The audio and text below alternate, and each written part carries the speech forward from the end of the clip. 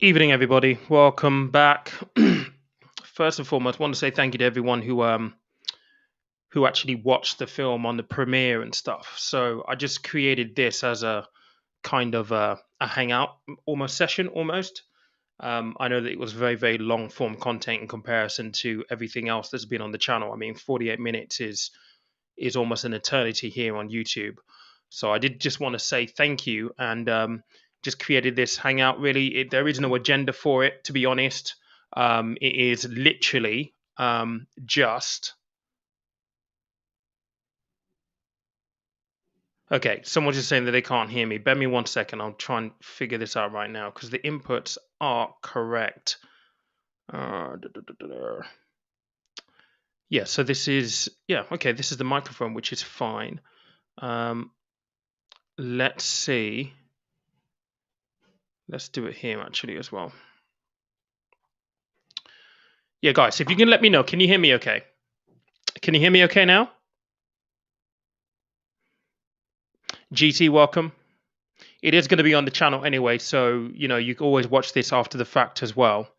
But yeah, thank you to everyone who dialed in. There is no agenda or anything like that for this. It's literally just a hangout. I think Tim, who helped me actually film the whole thing, is going to come on shortly as well. But yeah, I just thought we'd just have a little bit of a hangout, basically.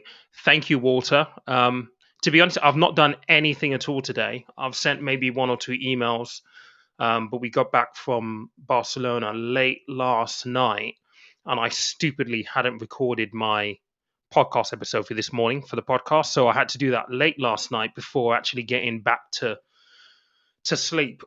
So today has been kind of like a day off, which has been nice because I'm typically always flat out working more than anything else. So yeah, Janine, thank you so much. I'm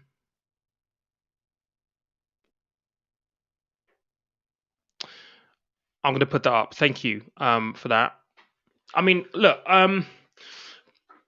because people ask me, which is why I put it in film format, because I can answer those kind of questions and talk about it, you know, here and there. But I think because it's a common question that I often get, I thought making a short film about it would make sense.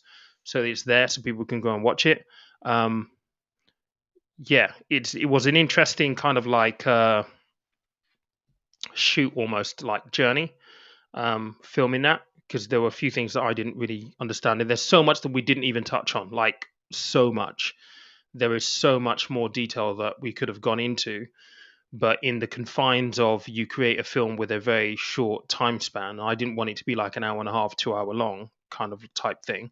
Um, there was so much more that we could have kind of elaborated on. There's actually so much that we shot that ended up on the editing floor that didn't end up being used. So we had to distill it down to maybe the core elements that we felt would convey the message as, I don't know, I say compellingly or efficient as possible, I guess. Um, but yeah, I mean, even last week we were talking about what if we were going to elaborate and go deeper into the story, we were talking about actually telling the story of what it was like out in Nigeria. But unfortunately, that that film that you've seen there cost about maybe 2.5, almost 3 grand to shoot, and that's of my own money that I'm never going to get back. Now, if we were going to go to places like Nigeria and show actually what it was like for me when I got there at 7, and try and chronicle the circumstances that I found myself in for those 10 years between 7, 8, 17, and 18, I priced it up and it's going to cost around about 25 grand to do so. And that's not the kind of money that I can afford to just throw into a film project for YouTube without really knowing that I'm going to get the money back. At 2.5, 3 grand, I can take that, but 25 grand to be able to do that story is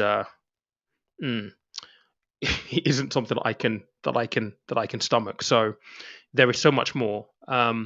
There was an idea being that we debated last week, Tim and I, about maybe doing a GoFundMe, but I don't know. It was one of the situations where I don't feel comfortable asking for money, and if we don't raise the amount that we need, I'm still going to have to commit quite a large amount in terms of capital to make that happen. So it might be something that I'll get around to telling at some point in the future, because I think that will provide a lot of context in conjunction with this short film. But yeah, it's one of those ones that, for the time being, I hope that it's concise enough, and hopefully it gives people hope, and that's the most important thing. Um, I think sometimes you can really relate to people that you would kind of just see down the street, and not necessarily superstars like Kim K and Kanye and Jay and Beyonce, really. Although it's very, very nice to draw inspiration from those guys as well. Um, Cheers, Spencer. Appreciate that, mate. Thank you very much. Um, Listen, you have no idea. Like, literally, oh my god. So only a handful of people actually saw it beforehand, and they were like, "Oh my god, I felt like crying." And to be honest, there were certain parts during the day where we were filming this, where I was, yeah, it was emotional to say the least. So yeah, hopefully people kind of um feel inspired after it as well. Uh, Good. I like this. This is Amina saying that channels made the world of investing and finance look much less intimidating to me. The thing is, mate, all of these concepts that we talk about here on the channel, yeah, they're supposed to be like, they are deemed to be very, very complex and like confused, well, sophisticated, complex, like subjects, right? But ultimately, at the heart of it all, it's actually not. The fundamental principles are really, really simple. And this is where you can kind of like argue whether you need professional advice. I still believe that in some cases that you do need to take professional advice, because when you get to a certain level, there'll be certain things that you want to do as a retail investor that you just won't be able to do, and there'll be certain things as well that you can't access as a retail investor, where you have to take advice. But when you get to that point, you'll find out that you need that help and you need that advice. Therefore, you can go and choose whether you want to, go and take that advice and pay for those services. But I think for the longest time, financial services has been one where it's been deliberately made to be complicated, because there is so much money for these companies to earn by providing the services that they do. And that's not necessarily to the benefit of the retail investor. So this is where technology is great, and with technology comes competence and comes, I guess, um, the ability to look at things differently, and that's been really, really good. Well, certainly for my channel, and certainly for my journey. Like, through 16 years working in, from Portman Building Society all the way through to Canary Wharf, I learned very, very quickly that those principles aren't as complex as everybody made it out to be, as long as you took the time to really understand it. And that requires a little bit of like willingness to learn, and you know uh, willingness to dedicate time and energy towards it. It's not by any means a quick um, like a quick return or a quick kind of like reward. It does take time, it takes patience. You have to develop this over time, and you'll almost be in a position where it's never going to be perfect, because nothing ever is. It's always going to be an evolving journey. But the journey is the most important thing. It really, really is. And that's what I've come to learn. It's like people often focus too much on the destination, like where they want to get to, their end goal, like whatever that is, whether it's being a millionaire or just owning your own property. People are too obsessed about that end goal. Like, the journey is so important. The journey is where the growth is at. The journey is where you're going to like develop, where you're going to learn things that will actually bear fruit in other ways, or in other forums later on in life. The journey is where it's at. It really, really is. And my my journey is definitely testament to that. Like, if someone took me when I was 17 and put me into like a boardroom in Canary Wharf, like there would be no way on earth that I would be equipped to deal with any of that. No way. But the experiences and the places that I've been, the people that I met, the lessons that I learned along the journey, definitely kind of helped me build to that point. Like everything's like you can't connect the dots moving forward. You can only connect them going backwards. They all make sense at that point. When you're in the journey and it hurts and it's like difficult, yeah, it's really really difficult. And it may not make any sense. It may not, make sense at all at that point. But if you look back, it's like I can see it now, and that's kind of the same for me, really, to be fair. But yeah, I mean, I do this now because it's what I enjoy, it's what I know, and yeah, YouTube has given me this avenue to be able to have interactions with people and tell my story and share my knowledge, and hopefully have everything that I've kind of learned be a benefit to somebody else, and that somebody else could be another version of me when I was 24, 25, when I should have been investing and should have been doing this and that. It is an important thing to be able to share your journey and share your experiences and stuff, and YouTube is definitely a way for that. And actually, whilst I'm here, Marcelo, oh my god. Okay, listen, so Marcelo right here, dude, Marcelo, when I was in Hastings, he was my boy. He was one of the boys that I hung around with. Like, listen, we used to do everything together. Everything together. Dude, I don't know whether you're on a device where you can join me, but I'm going to put this in the chat. Hold up 1 second. I need to put this in the chat. I would love to speak to you, man. It's been a very, very, very, very long time. I would love to speak to you. If you can hit that link and you can join me. If you're on a laptop, this will be amazing. But even if you're on your phone, it will be amazing to speak to you, mate. Because I've been following you. I do follow you on Facebook and everything, and I know, like, kids, you just got engaged and all that kind of stuff. But I can't remember the last time we spoke. It must have been the last time I saw you. Must have been at least 10 years ago, like probably 2011. I think the last time I saw you. So yeah, man, if you do have the time, by all means, come on, because I'd love to have a chat with you. I would love to have a chat with you. But yeah, man, this brings up memories. It really, really does. Just thinking about the stuff that me and Marcelo and the boys used to kind of get up to. Like, even like Marcelo was with me when I was producing music, and one of my other mates, Knight, he's actually a big music producer right now. They are one of my closest kind of like friends, if I could say that. And I was saying before that the whole YouTube thing and how it's provided options. And I haven't mentioned this just yet. I've mentioned this on Instagram, and I will do this on the live actually, because this will stay on the channel. So, Ralek, how you doing? I have an opportunity in the new year, in 2022. I'm going to be joining Channel 4 and a program called Secret Spenders.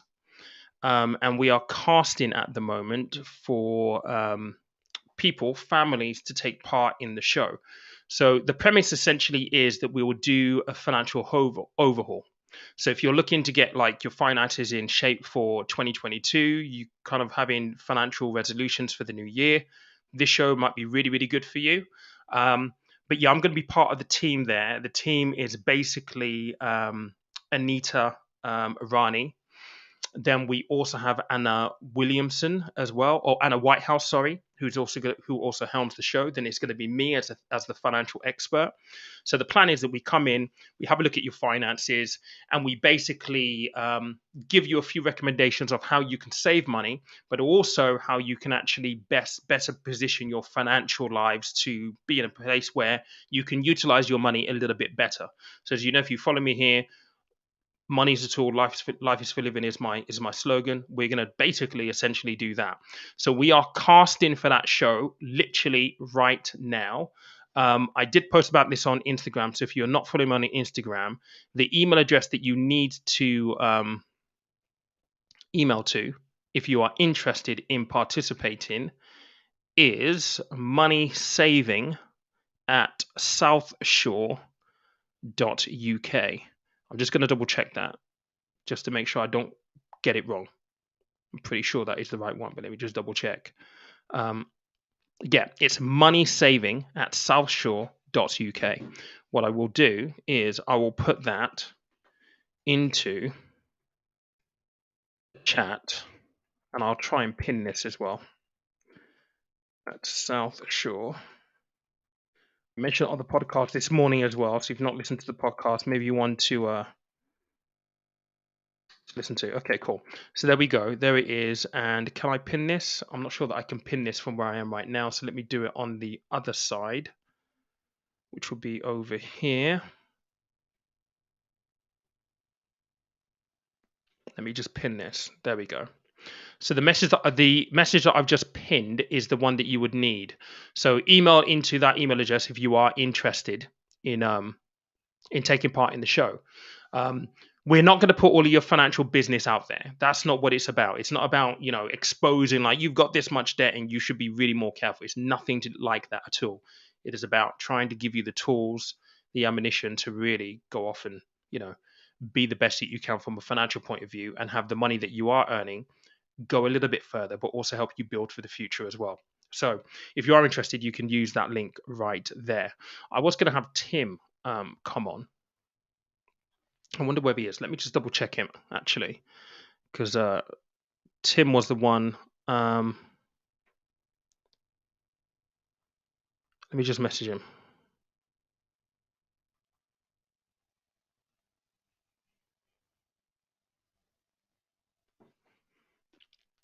He said he's all set, but I can't see him.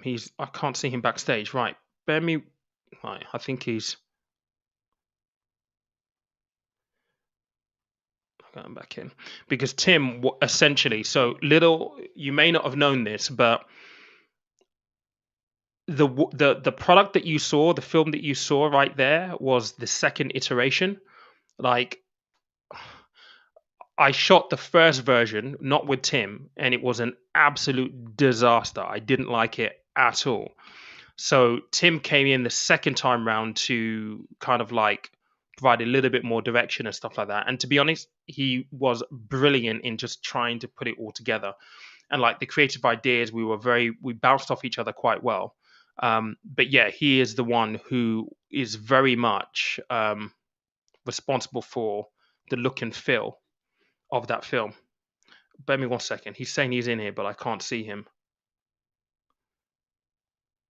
I'm going to post him that link again just to make sure that he's able to get in. Is that the right one? Let's just get rid of this quickly.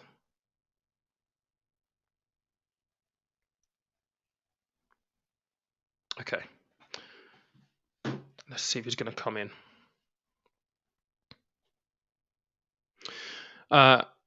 Okay, this is a good question. Am I going to write a book? I'm not a good writer. Let's put it that way. I mean, I can write, but not to the point where I feel that I can write a compelling book.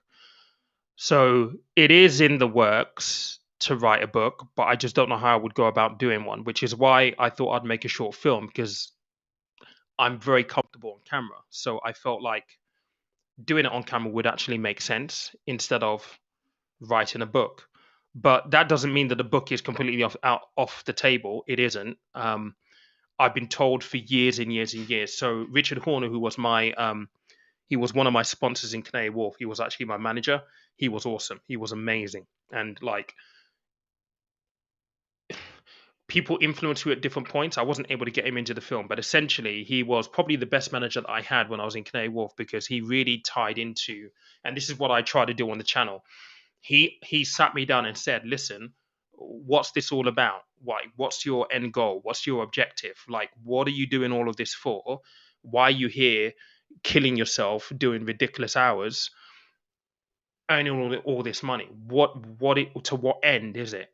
And he kind of helped me have clarity and build clarity within my mind. He helped me with things like visualization, for example, like dream boards, all that kind of stuff. He really helped me out with all of those things and making sure that I was very focused on what I wanted to achieve whilst I was in Canary Wharf, because it was a massive, massive, massive opportunity, and not that many people actually get there. And he was great. And obviously, with him digging deep and asking me those kind of questions, he knew what my backstory was, and he always said you should write a book because it would make a really good book. And I did give him credit at the end of this film, essentially. So a book may be on the cards. I said that this year we ended up with a film. If I look at my goals and my objectives for 2022, it is still on there. But like I said, I'm not a good writer, so I would like to think so, but I need help in actually writing a book because I don't even know where to begin. I know that I can pack a lot more into a book, but it has to be X amount of pages, right? It can't be 1,000 pages long. So I'd have to pick very, very carefully what we do include in there. But yeah, potentially. All right, so Tim's in here now. Bear me 1 second. Yeah, there he is. Technical glitch. Talk about it. All right, bear me 1 second, mate, because I can't hear you in my headphones, and I just need to tweak this. I think I know which one it is. There we go. I can hear you now through my headphones. Got me. How's it going? Yeah, not too bad. You? I'm not bad, mate. I'm not bad at all. Not bad at all. How do you feel after now that it's actually out? It's done. I'm so glad it's done. No, it's been so long coming. There's been sitting on hard drives and going through processes of editing and re-editing and trailers and whatever else. So to finally have the final piece out for people to watch and finally hear your story in, I would say full, but not quite full, kind of in 3/4. It's really special to be a part of it. I got off the train at 3 minutes to 5 and I sprinted up the hill from the station. My cat was calling for food and I ignored him for 45 minutes, opened the laptop and jumped straight on so I could be a part of the premiere. So, no, thank you for like putting it all. Well, you certainly had like a massive influence, certainly in terms of how it actually looks from a visual point of view, the flow, the editing, the music, that selection. You had a massive input in that. I definitely couldn't have done it if I sat there and tried to edit. There's no way I would have had it come out anywhere near as good as what you've had it come out there. So no, thank you. No, and thank you for trusting me. I think it's quite something to just pull in basically a near stranger that I was, more an acquaintance than anything else, and then you kind of welcome me into your life essentially, with a camera is quite trusting of you. So it's a privilege. I mean, that's what I love. That's what I love doing. Documentaries is my thing. So to be able to capture your life story, and my first documentary. So I mean, for you to risk it all with me was a privilege. So it wasn't really a risk though, mate, to be fair. Like I said, the first one that I shot was like, oh my God, it was like, it just wasn't there. And I was like, no one's going to like watch this. It didn't really convey anything in the way that I wanted it to. Yeah. So I was like, okay, as long as you did better than that one, you're always going to be on a winning streak. But having said that though, like, I'll tell you what, guys, seriously, it was like a military operation in terms of what we were going to shoot, where we were going to shoot, who we're going to shoot, what the timing, everything. And on that day, it was an absolute disaster. Like, what time was I supposed to pick you up in Essex? It was meant to be 6:30 in the morning, something like that. Right. So get this right. So Tim lives in Essex. I live in the Midlands. So I had to get up at the crack of dawn. I mean, as in like, I left my house at like 4 o'clock to get down to him. I hit the M6, the M1, the M6, the M25 accident. Did not move for like 2 hours. So we were supposed to pick up my foster dad at like 10 a.m. in the morning, or something like that.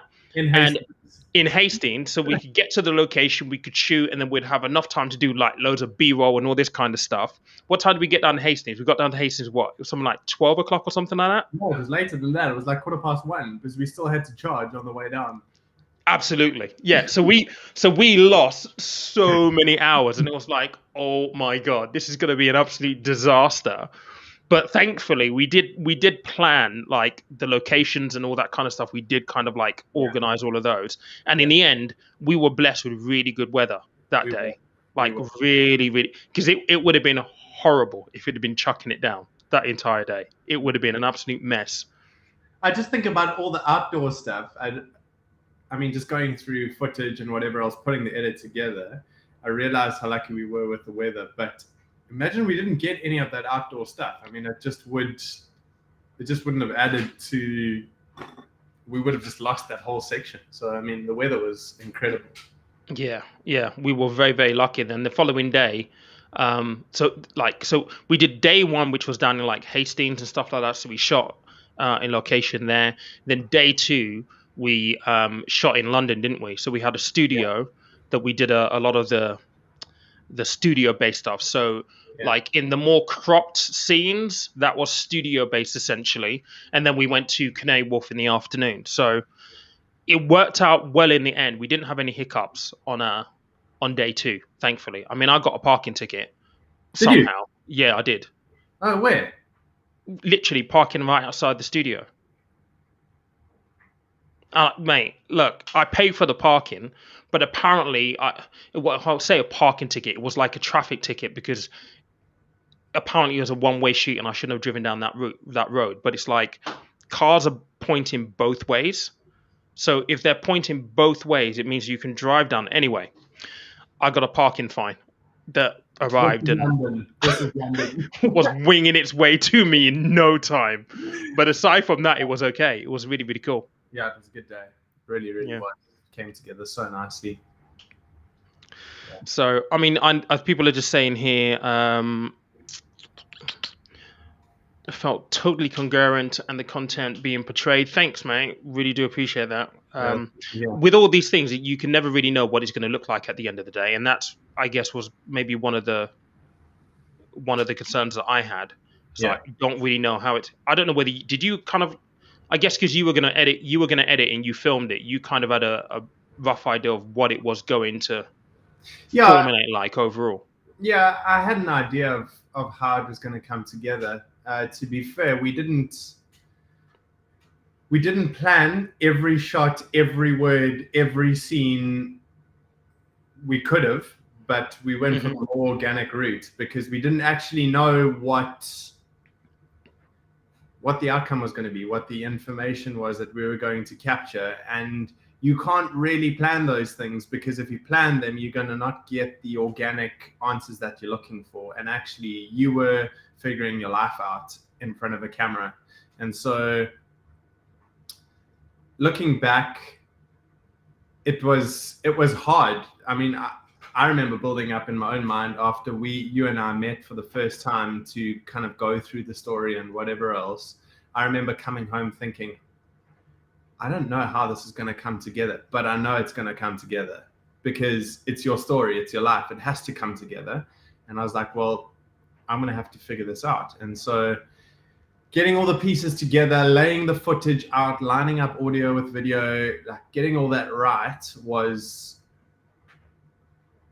really exciting because I suddenly, in the editing process, I was like, I've got all this gold. And it was just like seeing a piece of jewelry come together.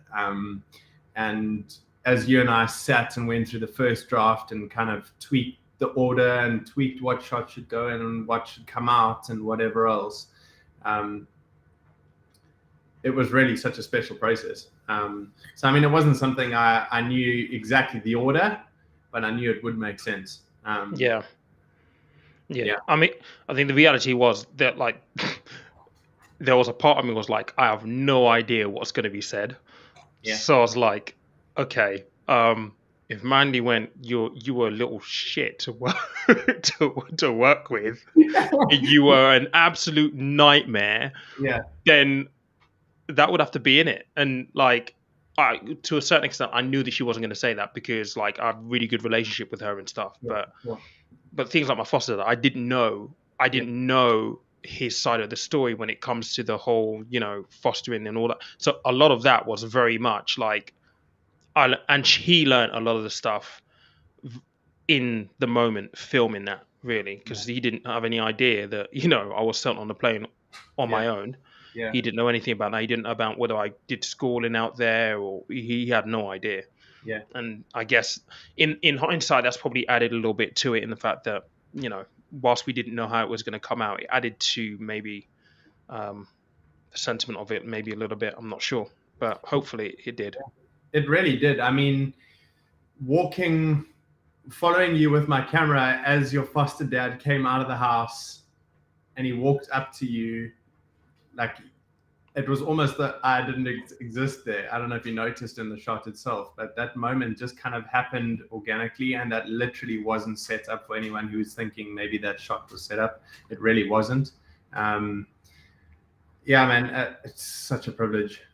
It really, really was. Yeah, I guess if I had one regret with this, I wish that I could have done this with my foster mum in it, just to get her side. I don't know whether that was me, Tim, or whether that was your cam. I think that might have been his cam. He's coming back.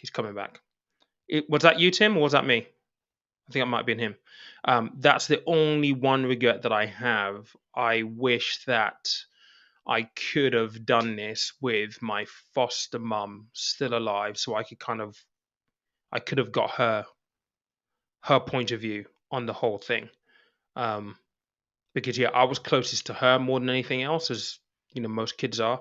You're close with your mum, and I wish that I would have been able to capture maybe a little bit of her more so. But it's one of those situations where there's nothing you can do about that kind of stuff, really, to be fair. And it is what it is now. Yeah. But yeah, I think maybe I just wasn't there, though, to be honest. So I'm not sure that it would have made as much sense. But if I could do it again, I would have loved to have her there. Yeah. But yeah. Sorry, I disappeared there. My Mac nearly died, so I just need. That's all right. That's all good. Yeah, I was wondering about that, to be honest, because I was like, obviously your mom was your mom. It's like that's an integral part. But I think it was really special nonetheless that we got to see your foster dad and you were able to have that conversation. I couldn't believe that I was capturing that content, because I was like, you can't make this stuff up. Like, you see this stuff on TV, you see this in documentaries, and I was like, oh, I'm sitting here seeing this for the first time. Like, you've never heard this, I've never heard this, and I'm getting to capture it on camera. Like, what a privilege. So I really, mad respect for your dad, because I mean, you guys haven't had a conversation in a long time. There was a lot of emotion, a lot of thoughts, a lot of all sorts going on. And the fact that you didn't even know if he was going to actually rock up and be able to speak on camera. Who knows what he was going to say? Yeah, I mean, I think in the first edit to it, I know that people were like, so where the hell is your foster mum? Yeah. And like, obviously there's a tribute to her at the end, but I was very, very acutely aware that we didn't necessarily touch on that in the conversation with him. Because the last time that I saw him before that shoot filming that was literally, actually, I didn't even get to see him then. I didn't get to see him then, actually. It was a very, very long time. Yeah. Very, very, very long time. We didn't talk about, obviously, my foster mom, Sylvia. We never spoken about that. And I was acutely aware that we didn't mention that as part of the film, but I also didn't want that to be a massive distraction from it either. And that was some of the feedback that we got originally, that where the hell is she? Like, where is she? Like, which is why we thought, okay, we've got to address that with maybe a little bit of a tribute at the end. Yeah. But yeah. Carly, a long journey awaits you, bro. Appreciate that.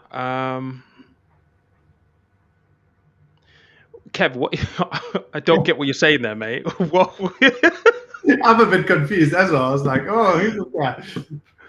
What? Hang on a second. Let me just bring this up, because I'm not sure. I'm not sure what you mean, mate. when there's 4 views, and I think yous were besides a fireplace. I don't know. Was that something to do with the camera cutting out? I have no idea, mate. I'm a little confused on that one. But yeah, I mean, look, literally on that point there, my foster dad gave me pictures like on the day of filming that I'd never, ever, ever seen before. Those pictures are some of the ones that you saw Yeah. that were through the film. Those are the only pictures I have of me as a baby. I don't have any at all, like zero. Like most people have got, childhood photos that they can have with family. I have none of that. None of it. I've got no family pictures at all. None. Because the reality is really I was fostered then. I grew up on 2 continents. One, and really I never really knew. I didn't know my real family, and I don't really know my foster parents' family, if that makes any sense. I was with my foster parents for 8 years. I was with my real family for 10 years, and then I've been on my own ever since. So family's built over time. I don't have that kind of like foundation, that knowledge of what family is actually like. I have no idea what that's like. So I don't have things like pictures. I don't have the typical or traditional sense of family that most people have, because I've never had, like, I guess, family, if you will, in that regard, because of obviously everything that's happened. I don't know whether that's a good or a bad thing. I still try and figure that out right now. I don't know. I think Who knows? that's the card. That's the card you were dealt, and I really commend you again. I mean, just listening to the backstory, listening to what you've gone through, and I said in the chat earlier while we were premiering it, like, honestly, I have mad respect for you, and I think your audience. I mean, people here on this live stream, people who might have watched earlier or whatever else. I mean, for you to discuss this on a public platform for anyone to watch, mad respect for you, honestly. Yeah, but you know what, mate? The thing is, right? The thing is, like, this has happened to a lot of kids back in the 70s. I'm Sure. not the only one. I Yeah. guarantee you right now that if another Nigerian who happened to have been born in the 70s were to watch this, they'll be like, yep, I know that. Because it happened to a lot of people. I know there were kids. There were a pair of kids who were fostered just literally down the road from us on Quebec Road. I mean, I had a very fortunate journey with my foster parents because they were just decent people. Some kids weren't that lucky. There were kids who were fostered down the road from me, like literally 8 doors down the road from me, that were being fed cat food, dog food. Literally, and I'm not joking. I'm being deadly fucking serious. Who were fed cat food and dog food by their foster parents. And the only reason that came to light was, as what would typically happen is, my parents would come down for the summer, take me for 2 weeks to London. These kids got picked up for a 2-week break with their real parents in London. And as they're doing food shopping, the kids went around picking up cat food and dog food. And that's how it came to light that actually these kids aren't being fed real food. They're being fed cat food and dog food, animal food. So like, this isn't like something that is uncommon. Most kids, like, who were born in the 70s, that were from, born to Nigerian parents who were here working and studying, were fostered. And like, you think about it now, it's absolutely nuts that you could just put an ad in the paper and then you go drop off your kid and like, there you go. But it was a completely different time back then. Completely and utterly different time back then. And I'm lucky. I'm very, very lucky that I had decent foster parents, because I could have quite easily have been those kids that got fed animal food. And then God knows what would have happened, Yeah. So this isn't by any means like kind of like a unique story. And I would love to like see maybe some comments from kids who are of a similar age, born in the 70s, who may have actually gone through exactly the same thing. Because there were a lot of us that got brought up in that kind of environment, where we then shipped off back home to like Nigeria and God knows where, Ghana, and then some of them never even came back. It's mad. It's absolutely crazy. Yeah. It's one of those things. Someone saying that would I vacation in Nigeria? Honestly, mate, no, absolutely not. See, this is the other side of the story that potentially could be told.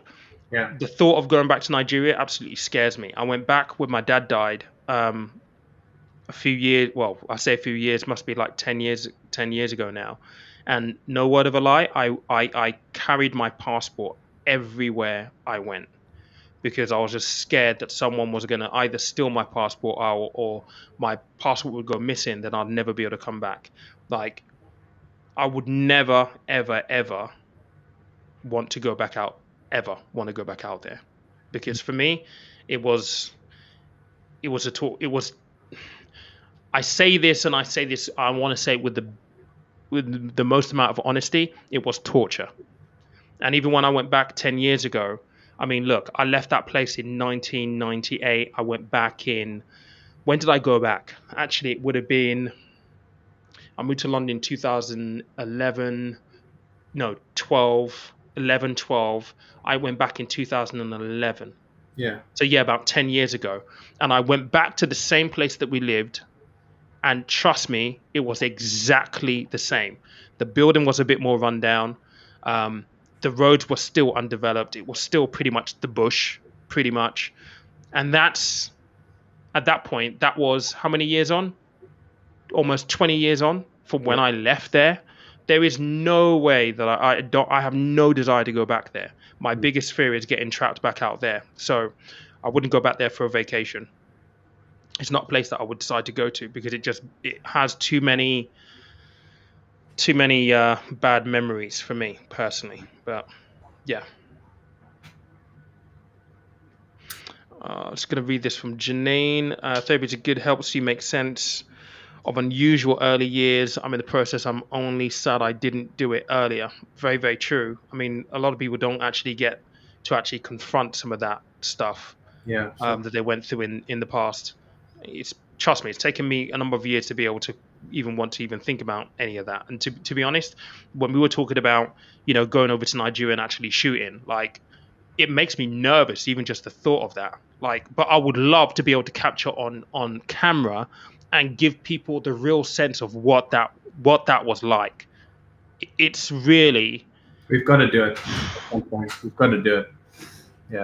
I mean, I guess we will do it at some point. It's just, if it's going to cost 20 to 25 grand to do, I need to figure out how we actually make that happen with the cost that is involved for it to do. Because it is about flights, it's about equipment, it's about, making sure we get transportation security. It's about making sure that we get all the sound right. There's a lot of technicalities that go into it. But seriously, if, just to be able to capture, even just the school that I went to, be able to capture that last place that I lived where I was watching the planes go over every single day, that even 10 years ago was exactly the same, but even more run down. Just be able to capture that on camera for people to see. It will give you a really, really good insight as to why I view the world in the way that I do, in the fact that, mate, listen, like, we have it rosy over here. Like, we have it cushy over here, like, big time. We have opportunity out here. Like, over there is no opportunity. It's like despair. Like, you're in a barrel of despair, pretty much. You're in a time capsule where nothing changes around you, but you're getting older. And literally, you lose all hope being there. And it would be nice to capture some of that, but it's how we actually make that happen. So maybe a thought for a future project to see how we actually get it to happen.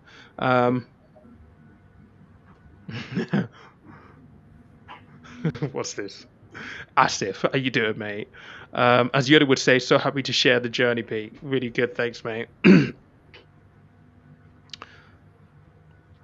This is interesting with Carly. I know someone who's making a documentary about an adoption story. If you need an intro, it always comes down to funding, compelling stories, but so hard to get the cost.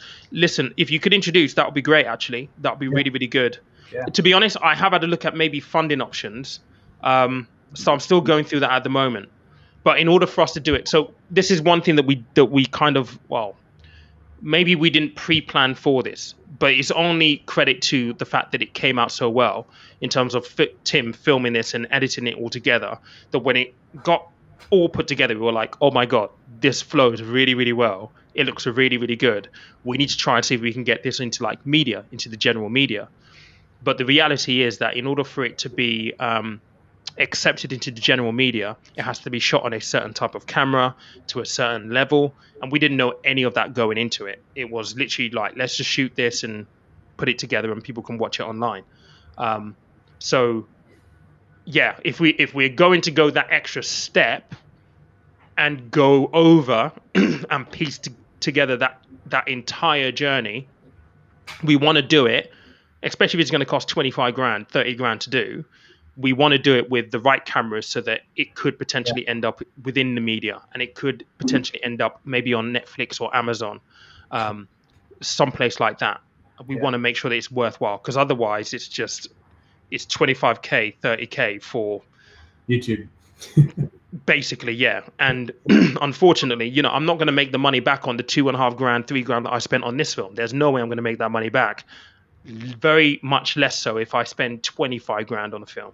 It's not even remotely viable to do it. So any introductions, Carly, would be amazing if you know someone. Yeah, it's amazing. Let's have a look. Kevin, what are you saying, Kev? I've seen screenshots of the picture of a small baby in one of your videos. Never laugh at me again. Just give an opportunity to explain. All right, I get what you're saying right there, but I didn't know that's what you were saying before. Let me just go back to your. Right, now that makes sense. Now it makes sense in the context that you're talking about the actual picture that's in there. It makes sense now that you've explained it. I get it now. Okay. Mm-hmm. Yeah, got it. Right, Kev, you're making sense. I was reading that going, what is this guy about? Yeah. So this is Abel. Shame you have a bad experience of Nigeria. I take my children down regularly. They have good memories of Nigeria. And I think probably the biggest thing is, I was taken there against my will. Yeah. Like literally sent for. Like, get in a car, you're getting on a plane, going there for 2 weeks, and then that 2 weeks turns into 10-year stint. So, and then you think about, 7 years old, I didn't speak the language. Then literally, this is where they pre-planned this so well. I was in school 2.5 weeks later. Like literally, I landed, I was in school 2.5 weeks later. So not only was it like, oh, you're going to come for 2 weeks and there's me counting down the days to come back to the UK. It's like, no, you're not going back. And actually you're starting school in two days time. And I didn't speak the local language. So there's me, a kid who speaks English like a British person, the amount of bullying that I went through in school just because I spoke differently. And that's where a lot of my bad experience of Nigeria comes in, because you go from something that you've been surrounded with this environment that you come accustomed to, thrown into a completely different reality and just being told, there you go and deal with it. And like, you're 7, you're 8 years old. How are you going to deal with that? I wasn't equipped to deal with it. I wasn't prepared for it in any way, shape or form. And it's not like, I could have cried to my parents and they would have confronted me. They were like, just crack on and get on with it. Like, deal with it. That was their mentality, essentially. So my experience is an unfortunate one. I know it's not the same for everybody. I've got, one of the kids in Lagos, Lere, actually, he was one of my close mates out there. He's in London right now, and he's probably watched this, and he will watch this. But he has great memories of Nigeria. He goes back all the time. Like Lagos, the party scene, he's well into it. He's very, very well known for some of the stuff that he's done out there. He has great memories of the place. It just isn't the case for me, because of the circumstances in which I was taken there, unfortunately. But yeah, I mean, and she is saying exactly the same thing that I'm saying here. Not all parts of Nigeria remain unchanged or undeveloped as what you described. Well, that depends on your social class. My parents are not wealthy. My parents don't live in Lekki or Victoria Island or anywhere like that. They don't live in those areas. So the areas where they live are very much undeveloped, pretty much. And so social economics do come into it. You have the luxury of, if you're here in the UK earning UK money, you can send money home. You can build yourself a house and have a really nice environment for your kids. My parents did none of that. Yeah. None of that. Zero of that. Even after working here for so many years, My parents did not build a house. My dad built one a few years before he died. And it's not like a plush palace that he built. He built a house that could potentially, it just literally acts as a roof over their head. So, you know, the way you've been able to set up for your children is completely different to the way my parents were able to set up for me. My experience was not a positive one in any way, shape, or form. I do know that there are very, very nice places in Lekki, very, very nice places in Victoria Island, very, very wealthy, affluent places. Trust me, I see the places all the time, because at the end of the day, people are saying to me, you should come and work in Nigeria. You could get a really nice place. You get paid a lot of money because I'm in financial services. I'm just like, I'm not too sure about that myself. But, Yeah.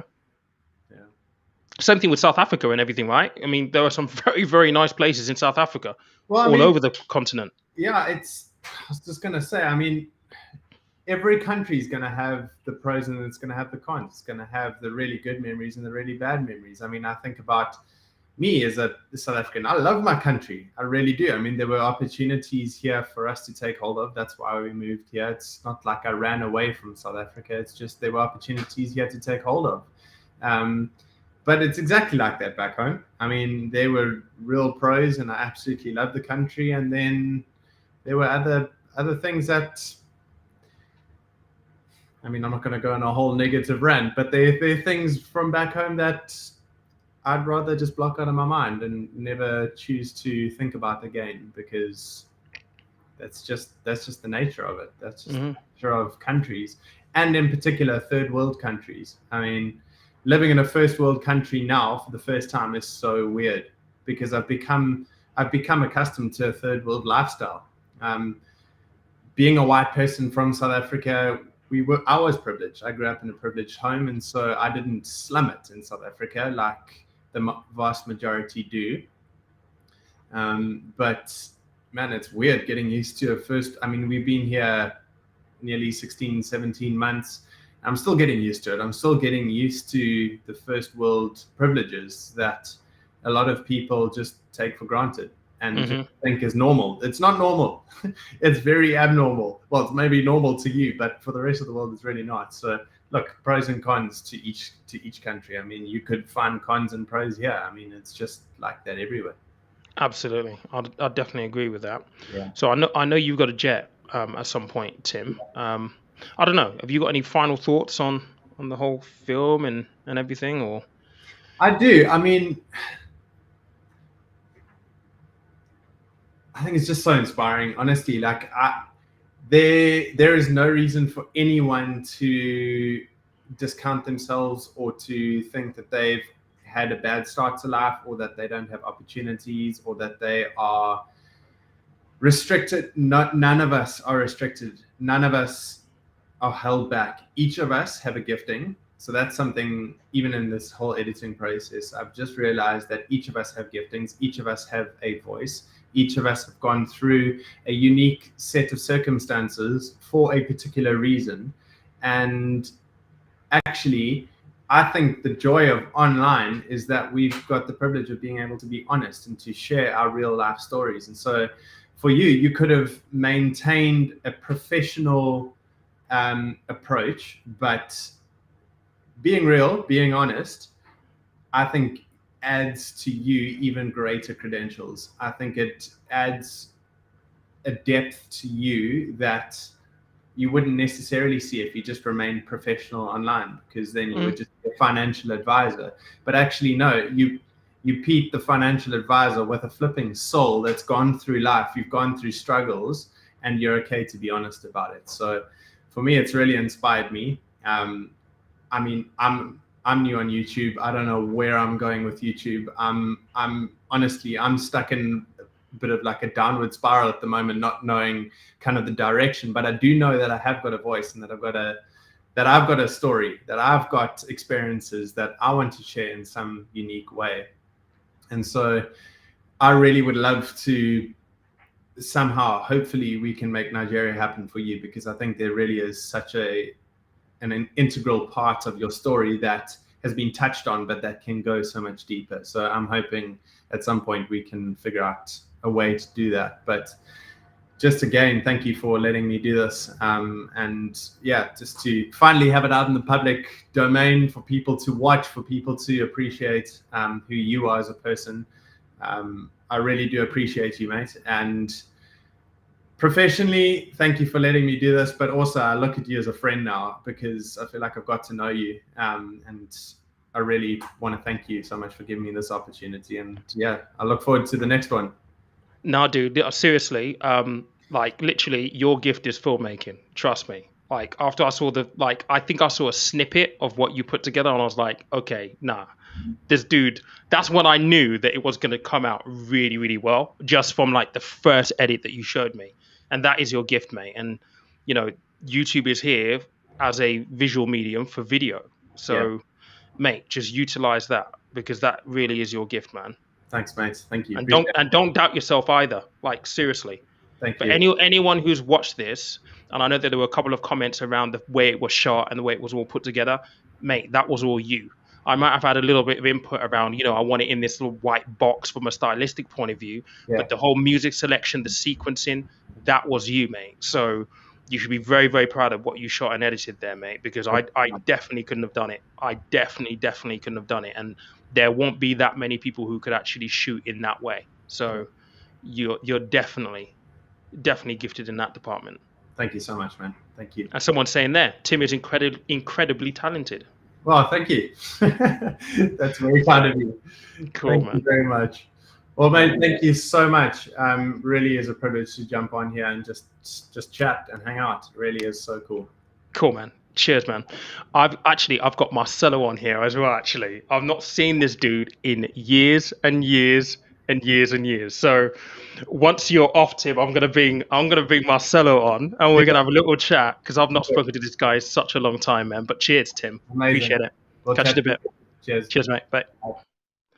All right, listen, I've got to bring this dude on because it's been a very, very long time, and yeah. Look, I apologize if you're tuning into the channel because you think this is going to be like an investment Q&A or something like that, right? But this is not going to be an investment Q&A or anything. But I've not spoken to this dude for ages. Marcelo, Tommy Guns, you cool. I'm good, man. Yeah, not too bad, brother. You all right, though?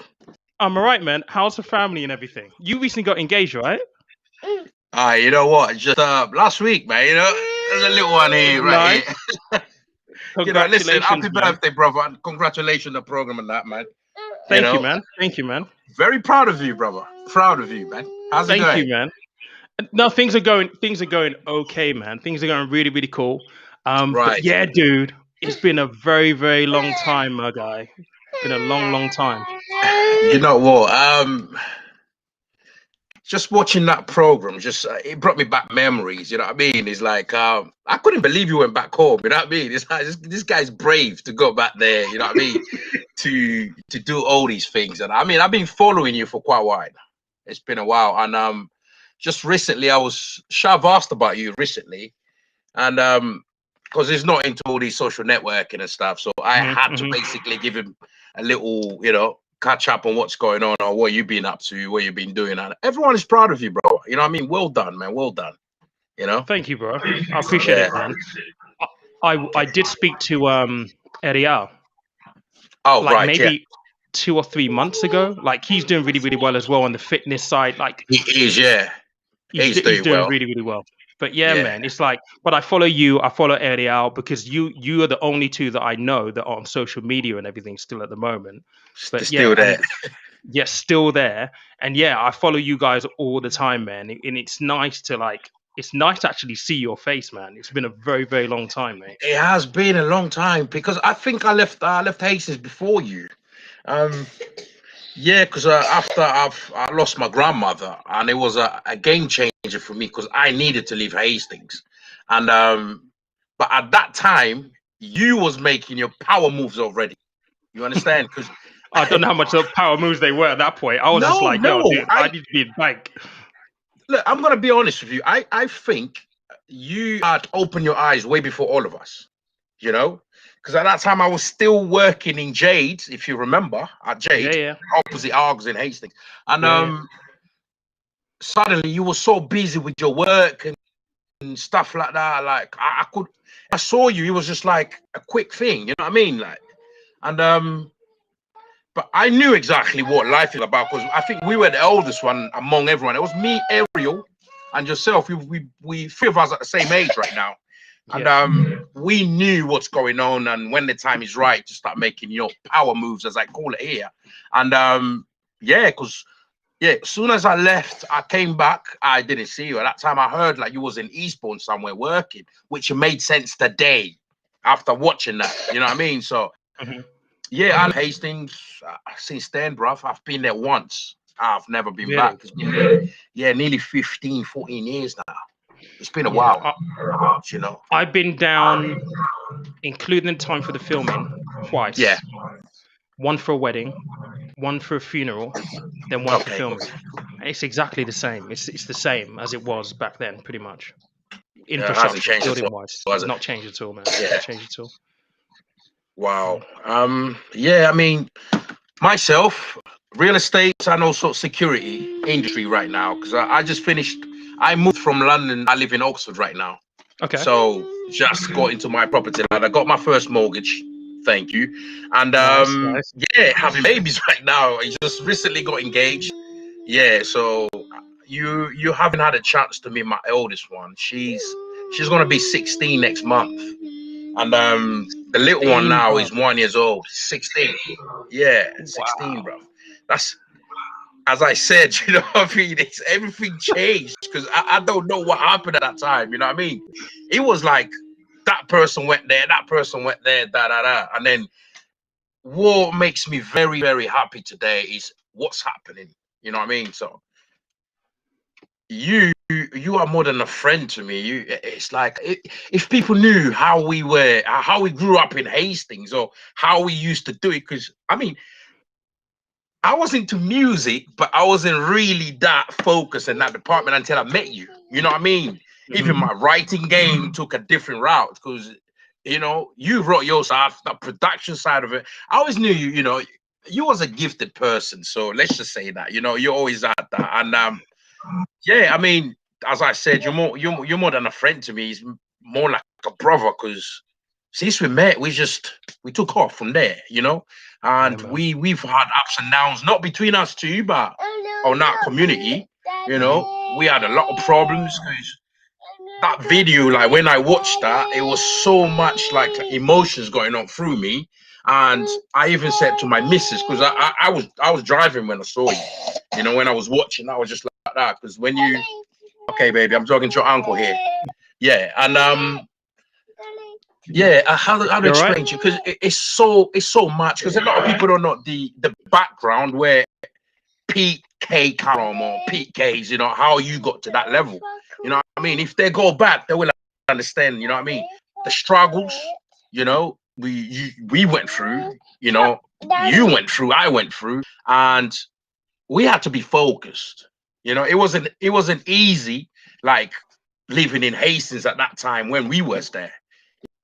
It was like some dramas, like and stuff like that and whatnot. And I know you had a madness in Spain. Sorry, guys, you had a madness in Spain. You know what I mean? And that's something that wasn't explained in there. Like man. I just couldn't wait to watch this. This mini documentary. But it's an eye opener for a lot of people. To be honest with you, you know what I mean? Me knowing you. It just brought back memories, and I can't say how huge I'm proud of you, brother.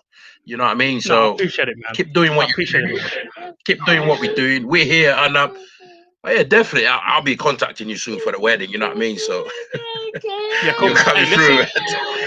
Actually, you're not actually too far from me because if you're in Oxford, I come past Oxford on the way down to London a lot of the time, so you're not far from me at all. So we need to catch up. We definitely most need to definitely catch up properly. So definitely, man, it's like what I'll do is I'll ping you a message on Facebook. Drop me your number or something like that, and the next time I'm around, I'll let you know where I'm at. We can catch up then, and I can get to meet the little one. Definitely, you meet the whole family. You know what I mean? Because we just been celebrating for the past like a week because it's been 9 years I've been with the same lady because things change in life. You know? Yeah, 9 that's a years big and change for you. That's a I don't big know change because for when you, you bro. left, yeah, as soon as you left, you know, you became into your own world right now, and it had to be changes because it was so congested in Hastings. It was too many of us doing different things. Now that I look back, like I'm good, brother. You're good, and Ariel is doing quite well. Shav is doing perfectly well, and you know the people that were around us. Because for those who don't know, he was a little duo in the band. Like that was them two. That was Pete and Marcelo told me there. You know what I mean? I Do still you got remember? the album. Do You you remember know, the hoodie? I still got. No, you don't. No, you don't. Oh, Have you still got it? oh, mate. Oh, mate. No. You At the know what? gutter. Dude, listen. I don't know if I've still got that. I might have it in a CD somewhere, but I Yeah. don't have Yeah. any of the Sorry. music. Well, maybe I've got a little bit of the music, but I don't have. We recorded a lot of music back then with Yeah. Mitsima, Michelle, and a few Oh, other people. bloody hell. Sorry. Oh, good memories, bro. Good memories, man. You know? Yeah, I don't I think don't I've got know. that album.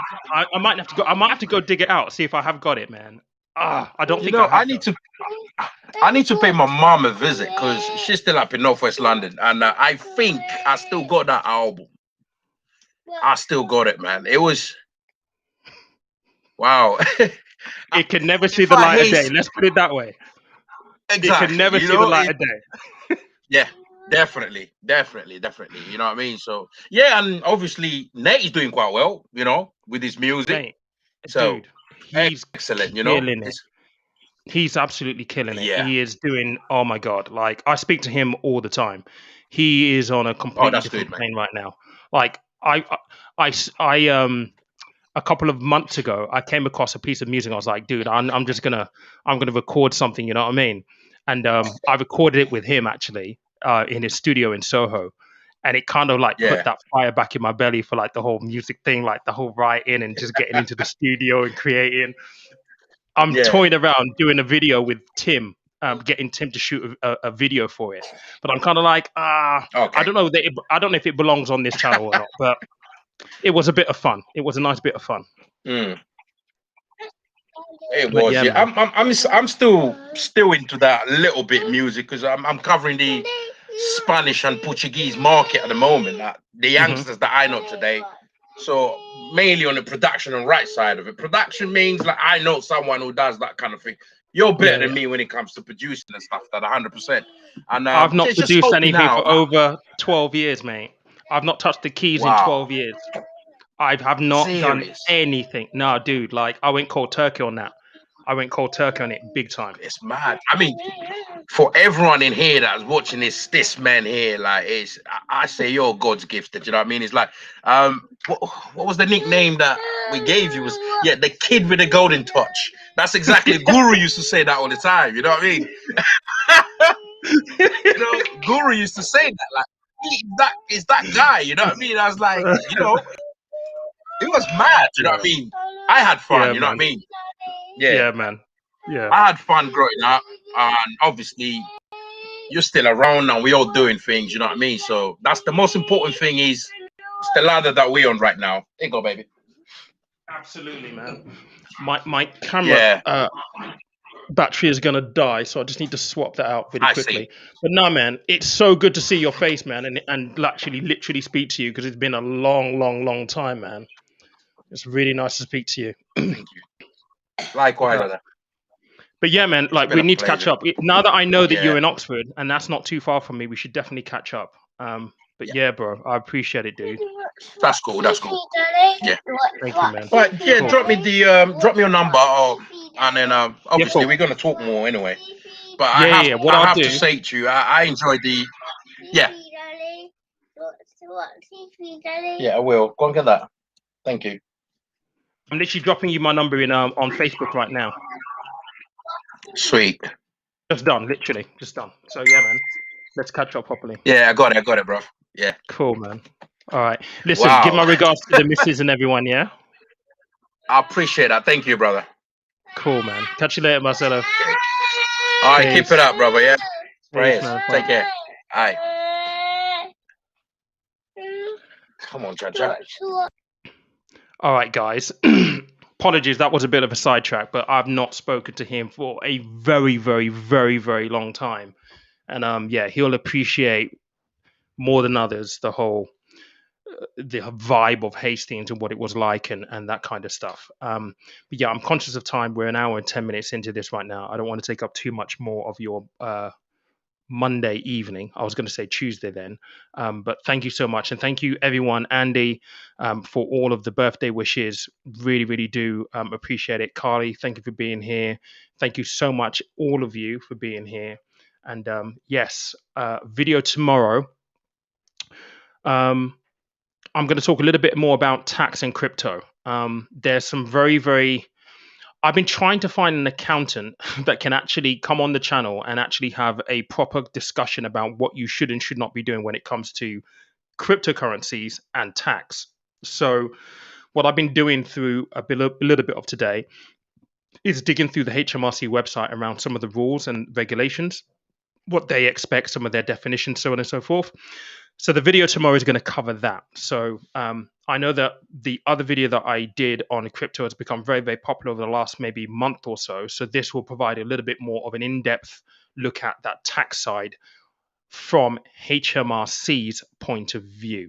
I will link down in the video's description where you can actually go to the source material and stuff, but that will come along tomorrow evening. But I appreciate you guys. Thank you so much for watching. Have a good evening, whatever it is that you decide to do. And yes, we will speak again tomorrow and Q&As through the week. Cheers, guys. Thank you so much.